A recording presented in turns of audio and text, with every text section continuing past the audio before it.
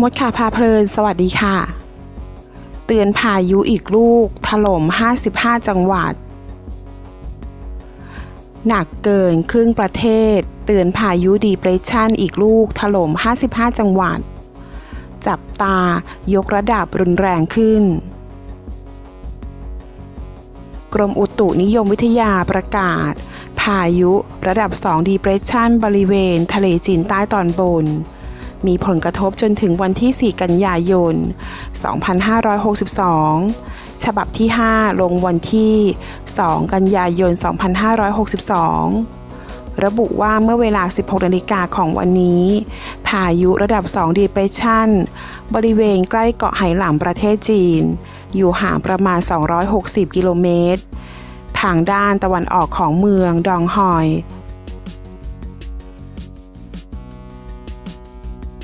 ประเทศเวียดนามหรือที่ลัติจูด 18.0 องศาเหนือลองติจูด 109.0 องศาตะวันออกมีความเร็วลมสูงสุดใกล้ศูนย์กลางประมาณ55กิโลเมตรต่อชั่วโมงพายุนี้กำลังเคลื่อนตัวทางทิศตะวันตกด้วยความเร็วประมาณ25กิโลเมตรต่อชั่วโมงคาดว่าจะทวีกำลังแรงขึ้นเป็นพายุระดับ3พายุโซนร้อนในระยะต่อไปลักษณะเช่นนี้ทำให้ประเทศไทยมีฝนฟ้าคะนองหลายพื้นที่และมีฝนตกหนักบางแห่งโดยเฉพาะทางภาคตะวันออกเฉียงเหนือและภาคตะวันออกมีฝนตกหนักถึงหนักมากขอให้ประชาชนระมัดระวังอันตรายจากฝนที่ตกหนักและฝนที่ตกสะสมซึ่งอาจจะทำให้เกิดน้ำท่วมฉับพลันและน้ำป่าไหลหลากได้สำหรับผู้ที่จะเดินทางไปเกาะไหหลำประเทศจีนและประเทศเวียดนามตอนบนควรตรวจสอบสภาพอากาศก่อนออกเดินทางด้วยคาดว่าพื้นที่ที่จะได้รับผลกระทบมีดังนี้ในช่วงวันที่2และ3กันยายน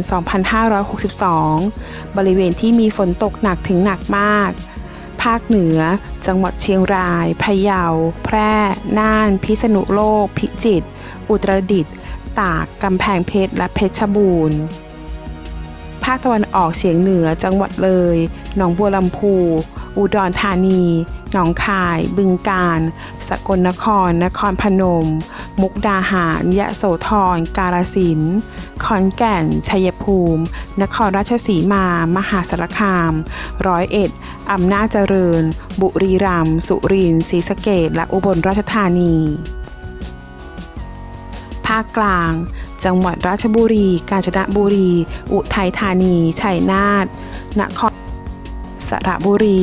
รวมทั้งกรุงเทพมหานครและปริมณฑลภาคตะวันออกจังหวัดนครนายกปราจีนบุรีฉะเชิงเทราสระแก้วชลบุรีระยองจันทบุรีและตราดภาคใต้จังหวัดระนองพังงาภูเก็ตกระบี่ตรังและสตูลในวันที่4กันยายน2562บริเวณที่มีฝนตกหนักภาคตะวันออกเฉียงเหนือจังหวัดเลยหนองบัวลำพูอุดรธานีหนองคาย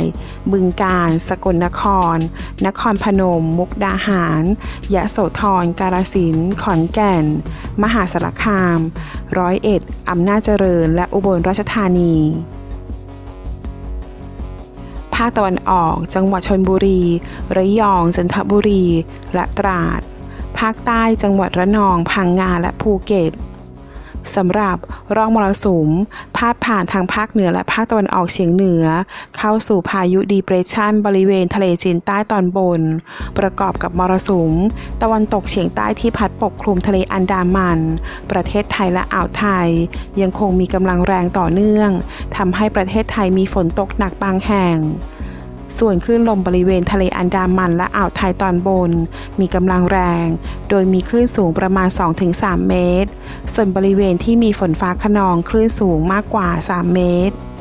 ขอให้ชาวเรือเดินเรือด้วยความระมัดระวังและหลีกเลี่ยงบริเวณที่มีฝนฟ้าคะนอง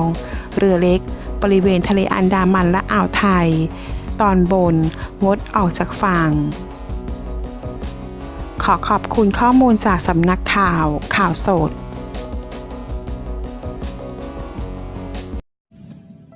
ถ้าเพื่อนๆชอบคลิปนี้ฝากกดไลค์ และกดกระดิ่งติดตามได้ที่ช่องมดข่าวพาเพลินด้วยนะคะ ขอบคุณค่ะ